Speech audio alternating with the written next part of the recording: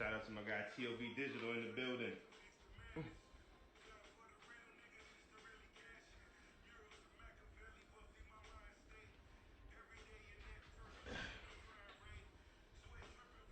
Hello, hello. Let me know where you all are from. Check in, check in. Black man cans in the building.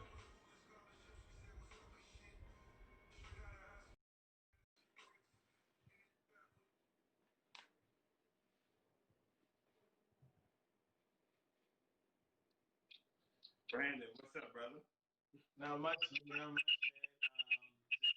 Just happy to be here. Thank you for having me. Can you hear me? Is there any feedback? Yeah, it's going in and out. You hear it sort of got like a squeak to it. What about now? We in there. We in there. All right. Well, nice to meet you officially. Pleasure. to I meet you. hope that the way we carried ourselves in the direct messages is the way brothers would. You know what I mean? I hope. Appreciate you responding. All that was great. You know what I mean? Thank you very much for that. And Uh, then that, introduce yourself, man. Let's get into some introductions. We have a good one today. Brandon Frame, founder of the Black Man Can. I see myself as a role model, a scholar, and a gentleman. And I'm just trying to do my part to showcase what it is that Black men and boys can do around the world. I take it to heart. It means a lot to me to make sure that we showcase the positive images of, of who we are and what we do. And I mean, I guess, people have been telling me like it's so, so much needed just, in the time, everything that we're going through. But it's just always been needed because we've always been portrayed in a certain way. It's very monolithic, which causes the issues that we had. And Yeah. so we're trying to just do the part to show the positive contradiction to the prevailing black male image of today. Got you. Brandon, first off, I appreciate the introduction, but I want to give you just some roundabout insight in regards to society talks and the platform, all right? So please feel no pressure to cut yourself off. And our conversation be as expressive as you need to be because at any moment or any time we need to be heard now. Um, the questions that I have for you, like I said, they're not interrogative questions. We kind of all are on the same mission. I always like to say we just take a different journey to get there, but the destination is the same for us all. So I'm bringing you on for us to both be in the opportunity and get the opportunity to express ourselves freely. So don't cut yourself off. Don't feel no limits. By all means, brother, express yourself.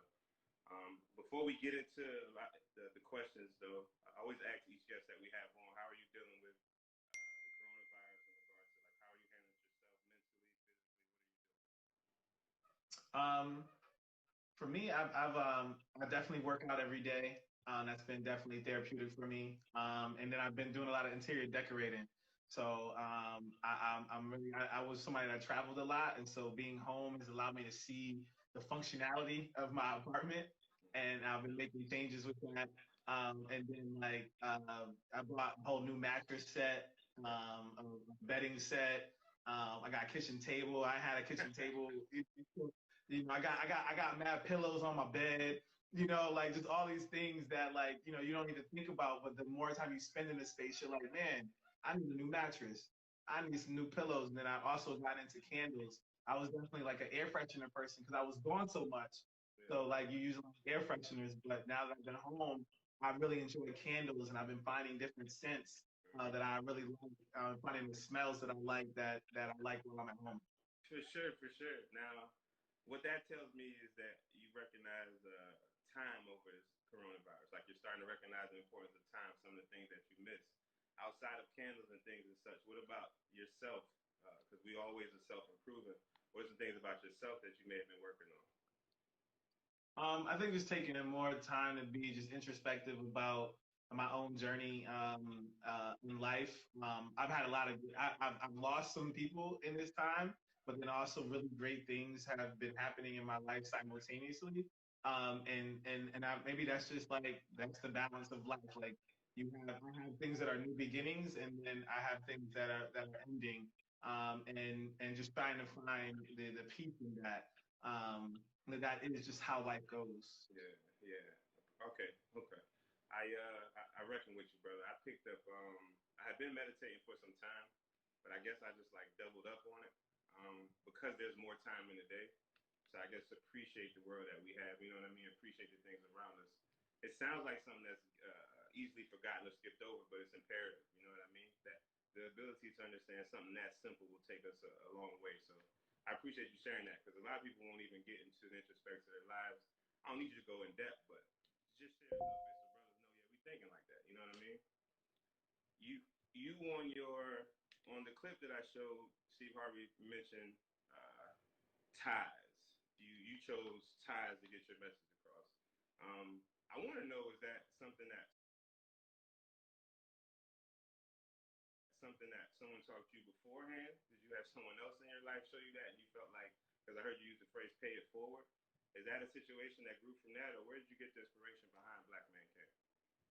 Absolutely. So with the ties, somebody did teach me how to tie a tie. Joseph Twelves was somebody that used to work at Liberty Mutual, Okay. and I was an intern there, and he taught me how to tie a tie. And then I was a single Windsor, and then when I got my sophomore year at Morehouse, or my junior year, no, sophomore year, junior year at Morehouse, somebody taught me how to do the double Windsor, and I've been doing the double Windsor ever since.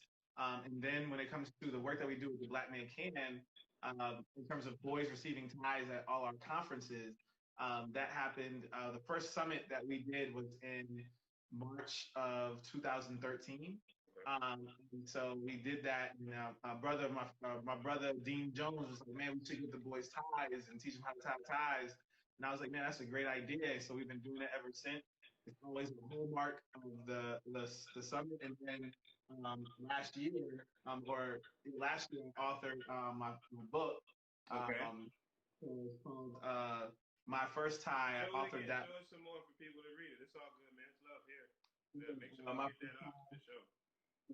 I co-authored this with with a friend of mine, Tanae Deneen Eskridge, who's in California, and we co-authored this book, which is about little Dell and his journey to tie his tie for the first time with his dad.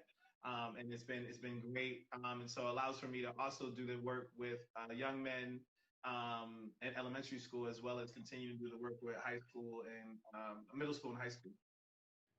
Would you say yourself that you are a man of discipline? And I ask that question because you had the young men do chants, and with most chants, it takes discipline to remember those things and put those things into play actively every day of your life.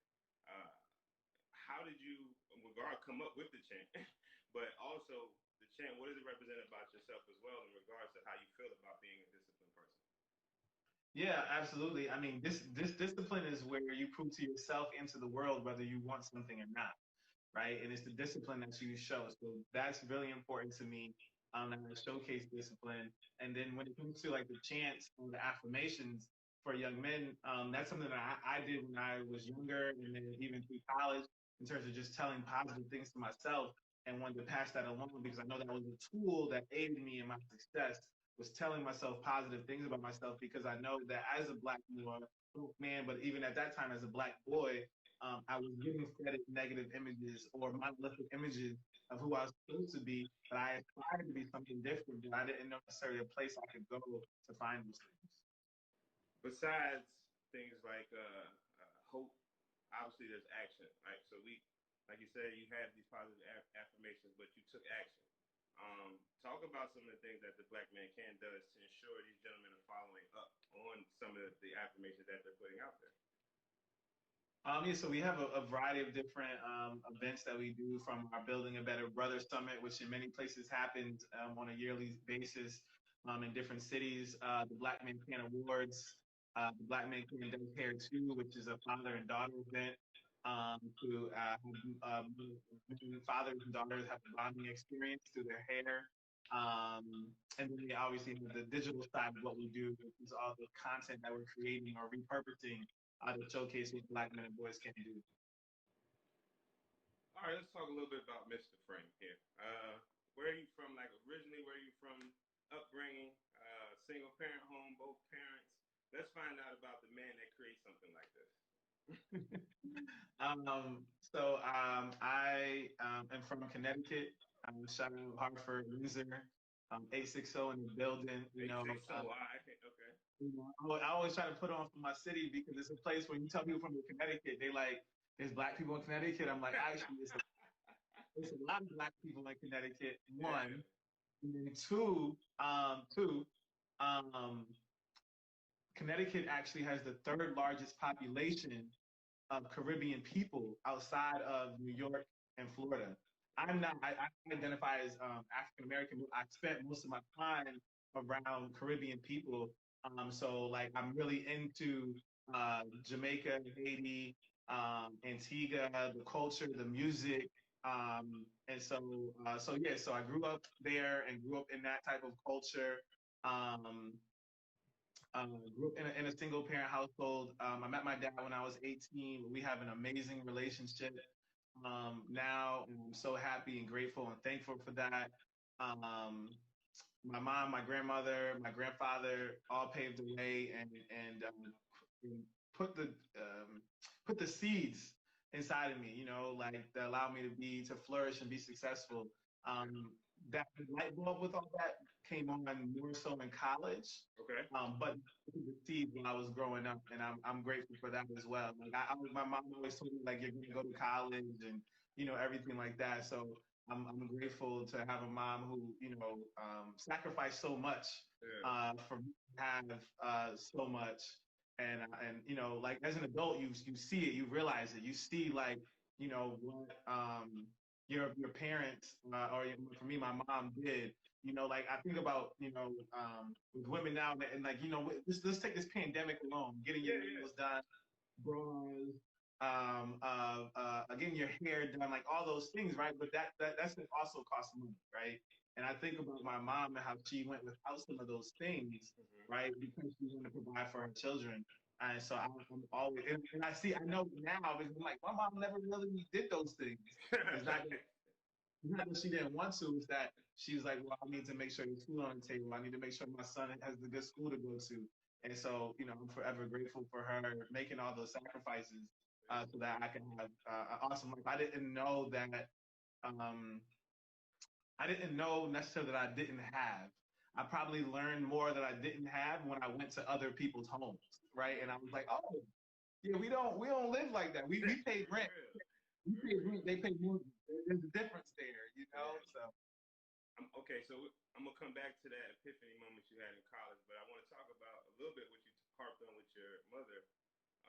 You just take it back to how they grew up as children, like when it comes to air conditioning, things that we're so regular, you know what I mean, that we appreciate, but we don't appreciate the way they do. We don't receive it the way they do because they know exactly what it's like to not have it at all. You know what I mean? So when you speak to that, I see why you have the success in things like Black Man Can. Like there's a type of person that makes things happen. You know what I mean? And then there's a type of person that follows. And I reach out, to the people that, I hope to get responses from some of you all, but I can always tell whenever I'm going to talk to somebody who's leading and who's following because other people are looking for why should I come on this platform, and then other people have things to say. So I just wanted to say that the things that you're speaking on and why you're successful. You know what I mean? As you grow in your in your business and as it continues to spike for you, speak to that truth. You know what I mean? What you're rooted in is why you're going to shine. But I want to go back to that epiphany moment you had in college because a lot of kids' minds, a lot of adolescent minds are made up in college. Obviously, you weren't born and said I'm gonna have a nonprofit organization, you know what I mean, or LLC and do my thing. You probably had some other things that you wanted to do. So how did it start and how did it get there? I love that question. So I attended Dean Morehouse College in Atlanta, Georgia. Okay. And the first day at Morehouse, you go to this event and it's called Welcome to the House. And you get inundated with messages and positive imagery and quotes and so much. It's an extremely powerful and life-changing experience for any Black male that goes through it. And one quote that was given, and I have actually it's in my living room, but every man and woman is put on this earth to do something unique and something distinctive. If he or she does not do it, it will never be done.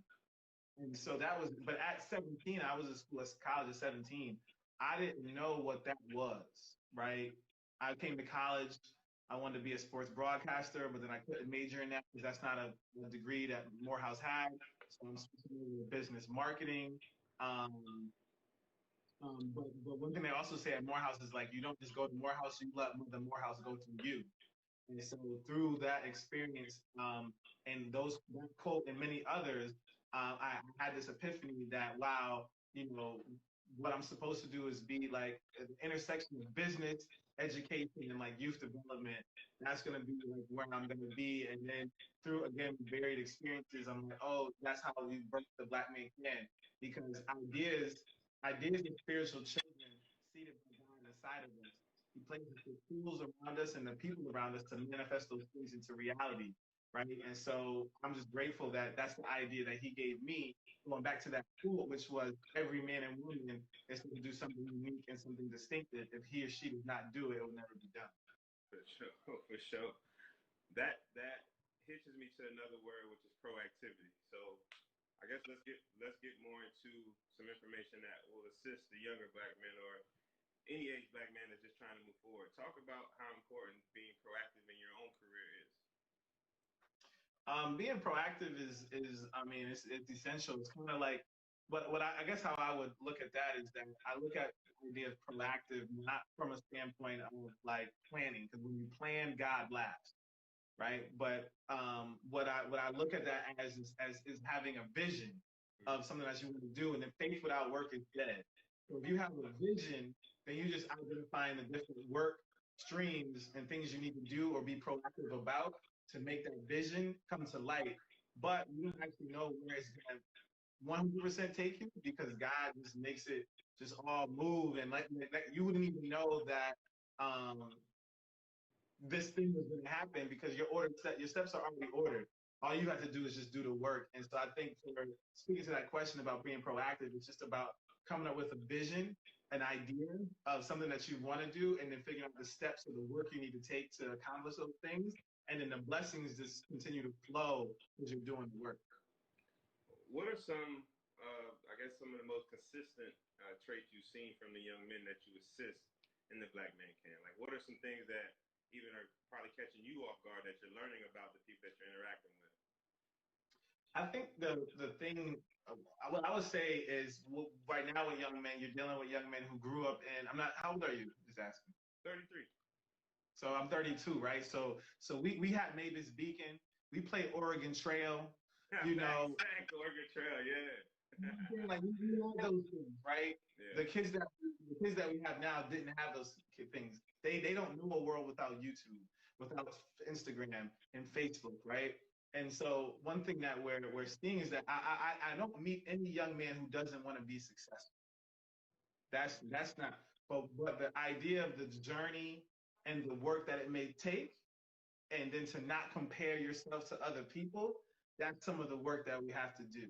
And it's the work that we're doing with our young men, as well as for them to see that opportunities are available to them, and showcasing Black men in different places and spaces so that they can then aspire to being the things and have confidence that it can happen, right? So, like, we look at some of our young men, and they are definitely saying, I want to be an athlete and I want to be a entertainer. And there's nothing wrong with that, right? If you aspire to, even in those professions, there's work that you have to do.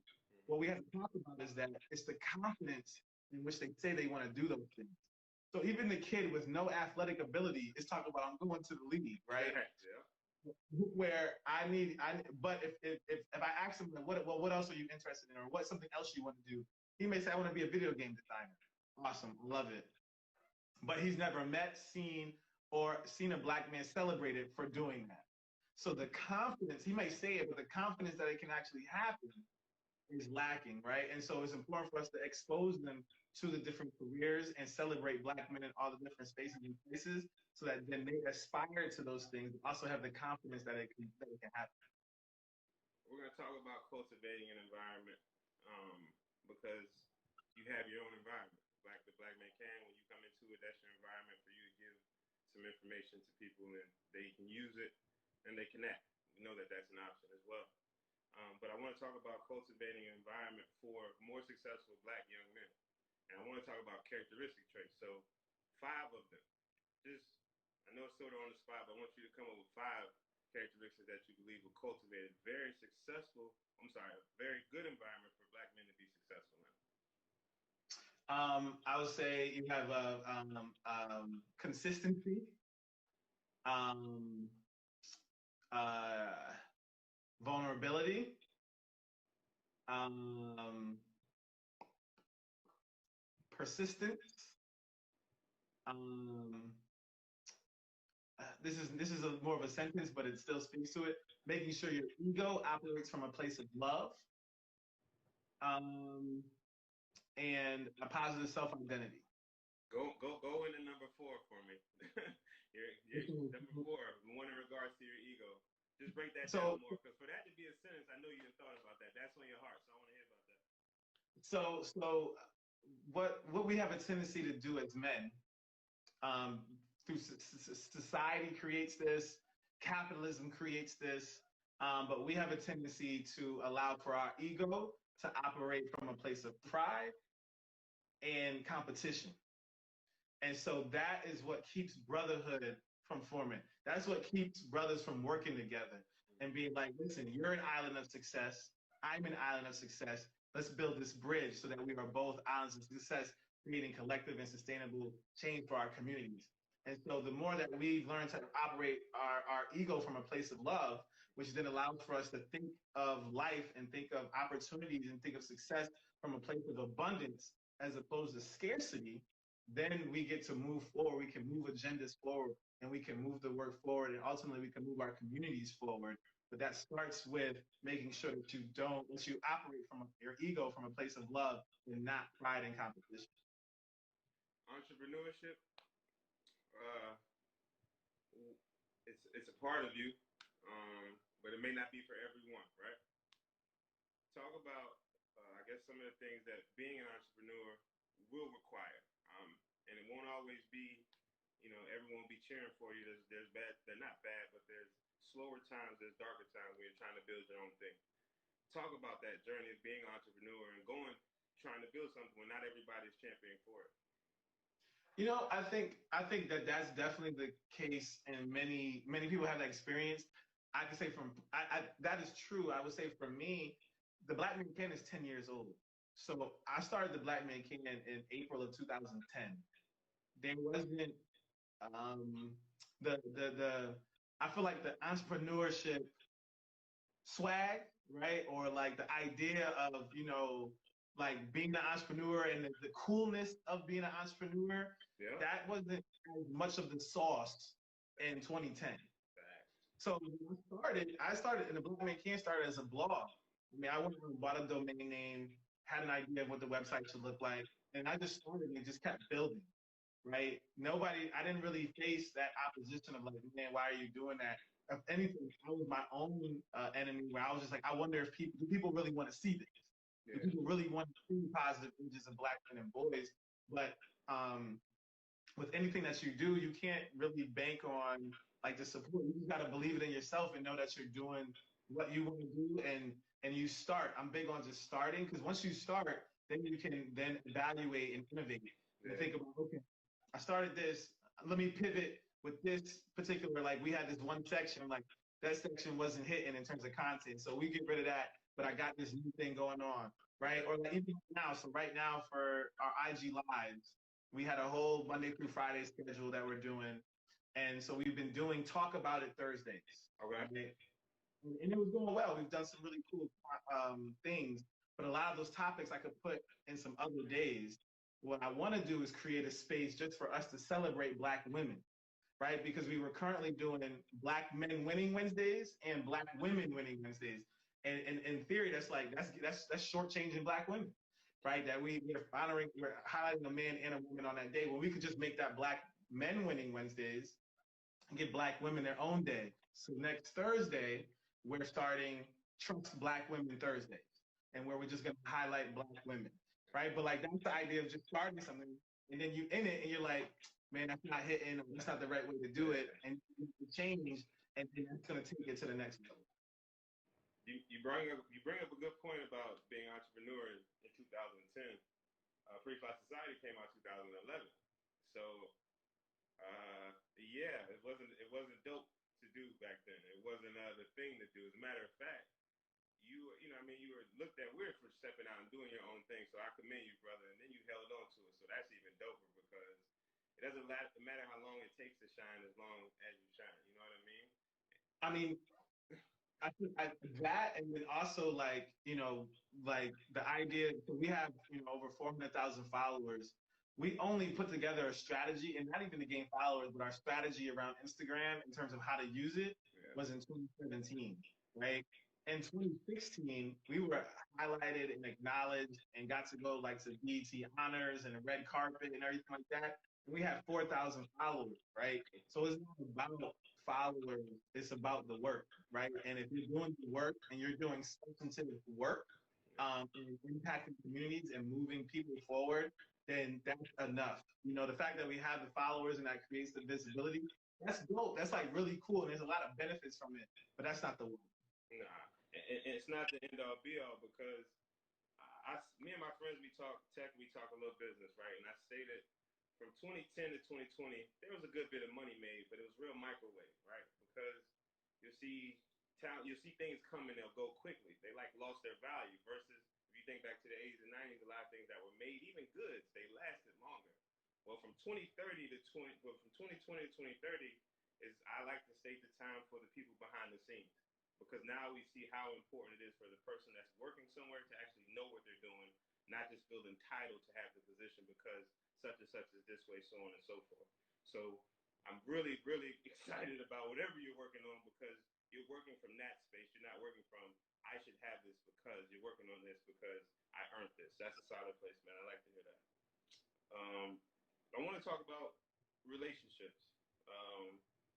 It's a big thing in the Black community, but we need to learn how to use them effectively. What's your stance on relationship within business and within your own community as well? I mean, I think again, it actually speaks to what we just recently were just talking about around scarcity versus abundance, right? And I think relationships are essential, and you have to build them with care and intention. And so there's going to be relationships that are going to be beneficial to both parties. But sometimes the best relationships are the best things that happen when you can do things and help people and then you get nothing in return, right? It's just because you just have the opportunity to help. One thing that I believe in and what I like to do in terms of relationships, I've had a little bit of success in my life. And so what I always say is I have 30 minutes for everybody, right? And so if anybody emails me or sends me a message and say, hey, can I pick your brain? I'm like, cool, let's set up a time and we can do it. And the amount of businesses that I've seen that I've been able to help just to get started or gave people tips on social media or whatever it may be, like that stuff has turned into me going to weddings. It's turned into donations to the Black Man Can because I gave 30 minutes to this one person. They turned their business into a six-figure business based off the founding conversation we had. And they're like, hey, we want to donate $5,000 to Black Man Can, because you just gave me that time. And so that's what I talk about in terms of, you just help people when you can. You can't hoard information. And that's how you build relationships. Some of these people now have relationships and they're very successful. And then you never know who they're going to meet. And then that's like, you know what? Oh, Brandon, man, you was telling me about this thing. I see you doing it. I want somebody I want to connect you to, right? Like that's how we have to move in our relationships. And again, it comes from a place of abundance and not scarcity. Absolutely. That's kind of breathtaking, man, because you want the game to be passed, but you got to receive the game as well. So the information that we're sharing with people, we have to understand that even within all that, there's context, you know what I mean? And I think we sort of get lost in the big picture of things that the base fact that you give 30 minutes of time to anyone states that I understand what I'm here for. You know what I mean? I understand what's taking place in front of me. And it's not that time limit because me and you both know that the conversation can go well over 30 minutes if it's supposed to. You know what I mean? So it's just, do you know that before you even get on the phone? Yo, you ill with it, man. You ill with it in there, Brandon. You ill with it in there, man. Who or what do you feel has been the key to your success? I mean, the key, I would say in terms of key to success, I would say one of the characteristics that I said earlier is consistency. I think I'm like extremely consistent. You know what I mean? Like in delivering something, right? Like whether it might start off because I believe it's like the journey. Like, you know, it's you start and you suck. Then you may suck less. Then you become good. Then you become great. Then you become unstoppable, and then it's a masterpiece. But it's nobody starts at masterpiece. Nobody starts at unstoppable. Everybody starts at something, and then you suck less, and then you become good. And so I think for me, I've just been consistent, knowing that no matter what I do, no matter what I launch, no matter what event, it's gonna get better over time. And not trying to be that perfectionist and you know, like let me just if I'm doing an event, I gotta cover the bases. Content's gotta be good and it's gotta present nice. People coming don't know that like shit is crazy in the back. You know what I mean? And so there's make sure that stuff happens. So I think for me, the hallmark for me is that I've been consistent in my delivery, over time, and that's been the secret to the sauce. All right, sort of a rapid fire thing. I just toss words at you, and you talk about what they mean to you personally. All right. There is, like I said, there's no limit, so you speak as long as you need to. First word is legacy. Legacy. I've been thinking a lot more about legacy because yes, there's the Black Man Can, and I have a full-time job, a whole 9 to 5 job that I do in conjunction with the Black Man Can, and have a very successful career in education as well. But the biggest contribution that I can make to the world is to marry a Black woman and have a Black family. And so the legacy to me is that like it's gonna be like yes, the work that I'm doing maybe will stand the test of time, and that's awesome. And that is one aspect of legacy, but it's also being like, what am I leaving?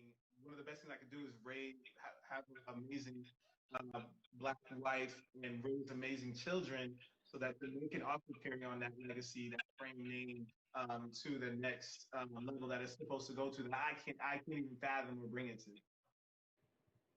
It's 2 words: constructive criticism. I love it. I'm here for it. I love when people give me feedback in terms of what I can do to improve, what I did right, what I did wrong.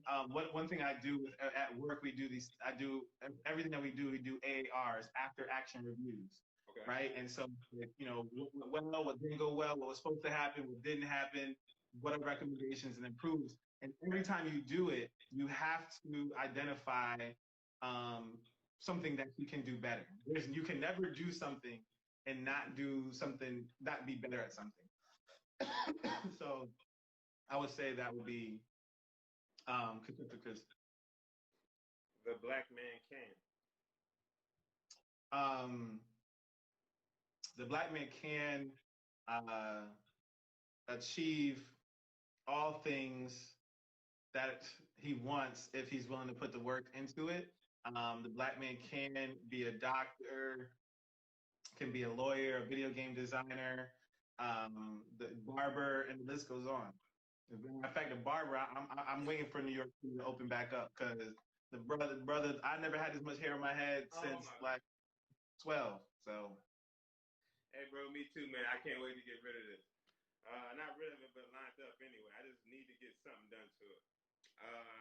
Every guest that I have come on, one question I ask them all is, post COVID-19, what would you like to see from society? Post COVID-19, what I would like to see is a world where in education we value explicit teaching of social emotional learning skills. I would love to see a world where I've watched how the pictures that people have posted around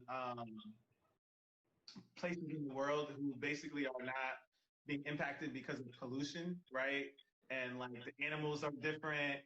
And so how can we keep that same energy while coming back to the fact that we're going to travel and get on the road and drive, but like thinking about how the world shifted, Mother Nature shifted for the better because we weren't out doing those things, right?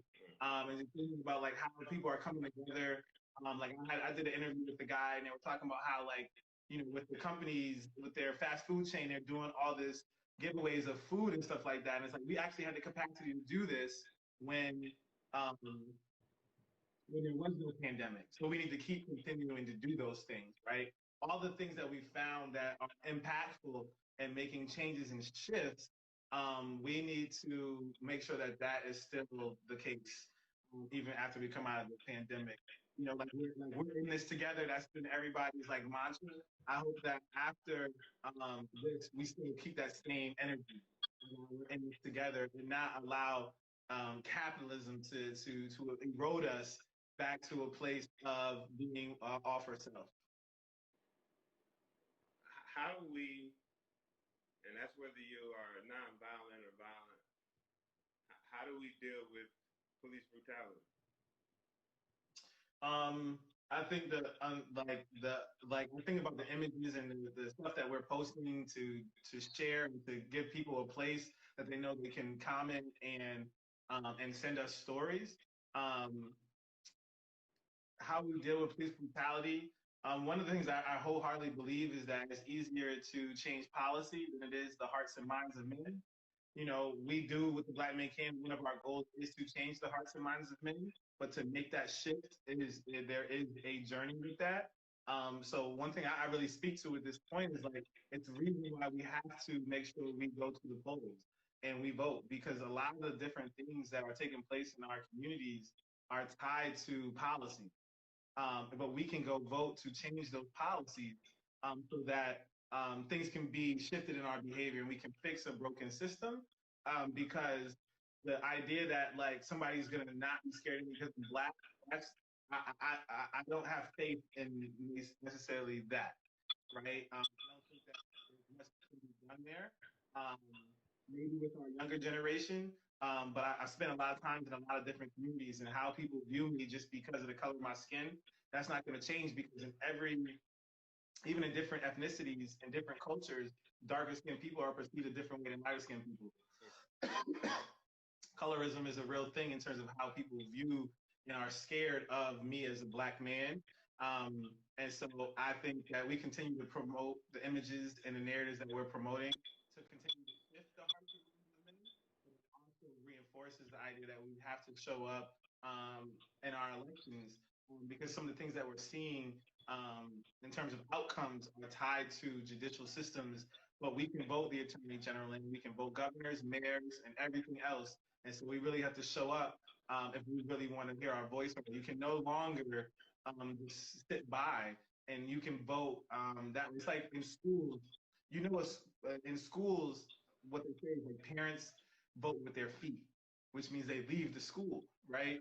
And so we have to do the same thing and vote with our feet, but that means our feet move us to the polls and actually vote and put forth and hold people accountable for an agenda that is catered to us. It is possible, but we have to come together. We're all in this together to make it happen. Sounds like a whole lot of accountability, um, and I think it'll be a whole lot of truth telling come post the coronavirus because it's about time that the conversation heats up just a tad. And I, I sort of straddle the fence, but I straddle the fence on what the actions are. You know what I mean? There's a reason Malcolm X existed. It's unfortunate, but there's a reason that he existed, and it wasn't a fake reason. And I think that we need that.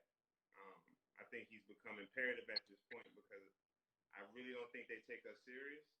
And I'm not too big on complaining about not being taken serious. I'm more so about action. And I think that it's unfortunate that they're attempting to use fear uh, to try to shake a person like myself because I'm only speaking towards myself. I'm at this moment. And I don't like it at all. I got Black cousins. I have a Black friend like yourself. I got Black moms, all that stuff.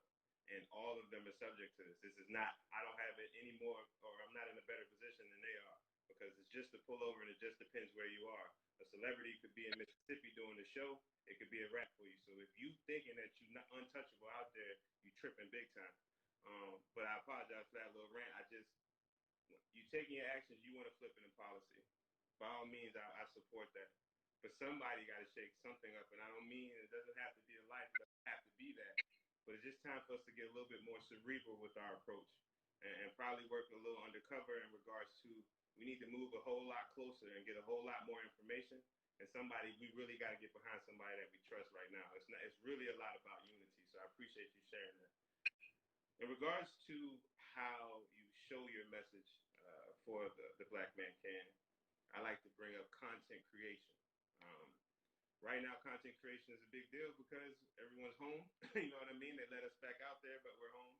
Uh, what type of content have you been obviously working on either by yourself? I know you showed me a book.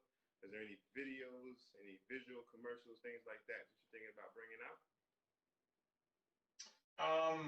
Yeah, so I mean, we got some stuff coming up. We got some pilot shows that we're about to shoot. Tied Black Men. So again, we were gonna be shooting those over this time, but we pushed that back. And some more digital content that's coming, like in a form of a few IGTV series that will be highlighting Black men in different spaces. So I'm really excited about some of the content that we are shooting and the people that we're partnering with to create the content to showcase and amplify what Black men and boys can do. Yeah, it's going to be really exciting. I think people are really going to love it because we have great people that are working with us and that are down for the movement. We are theblackmancan.com will be shifting back to its original blog format.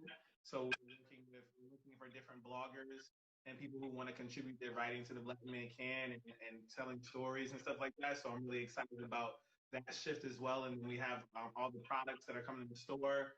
You see the canvas back here. And we got some other products that are on the way that are going to be things that hopefully people buy and continue to push our movement and the lifestyle of the Black Man Can. For sure, for sure. One of my last questions, and I feel like it's always a big part, so I'll leave it for the end, is teamwork. Me and you both know you don't get to where you are by yourself. We may say it because we may be emotional in the moment when we're in a room alone, but we know it takes a team. It takes a lot of people. What are some people you would like to shout out or people that play a very important role in helping you do what it is that you do? I mean, we'll start at the top, shout out my mom and my grandmother. One of my mentors, Dr. Terrell Hill. Shout out some team members of the Black Man Can, Sade, Julian, Jawan. I just shout out all the Black women who have poured into the Black Man Can. With some of them, a lot of different things that we've been doing over the years. So those are just some of the people that I mean, there's too many to name. If people watch this, they're gonna be mad, like, yo, you wasted my name, But those are people that just came off the top of my head right there that I think are instrumental in my growth and development as a Black man and also helping the Black Man Can move forward. Gotcha. Brandon, it's been 43 minutes. Has it felt like it? No, not at all, man. I enjoy these dialogues and conversations. It's an honor and privilege to be able to come on with you. I thank you for thinking enough of the work to want to even have a conversation. It's a true blessing, and if any way that we can be supportive of you in the future, please let me know. Hey, Brandon, I'm greatly appreciative you even responding and coming on the platform. I want to shout out Black Menswear. I saw you and my guy Neandres. The conversation was good. Those guys don't know if that I'll be watching, but I watch because that's how you grow. So I appreciate that. I definitely will, take you up on that because I definitely want to connect with my people for sure. So thank you very much for coming on to Society Talks. We will be in contact soon, my friend. Have a good one. You too, man. My man. Everybody, thank you all very much for checking out another episode of Society Talks. We have Friday, Jonathan Martin, J Martin TV. Make sure you tune in for that. And tomorrow we have another episode of Pass the Aux, which is a DJ experience live. We have DJs from around the lives, and they crush it for a chance to be the Pass the Aux champion. So appreciate you all checking out the interview. Hope you all enjoyed what you saw. If you have any guests that you may like to have on the show, please DM me. If you have any interest in being a sponsor of the show, please reach out and let me know. Once again, I'm Frank Miller. I'm the host of Society Talks. I'll catch you all next time. Peace.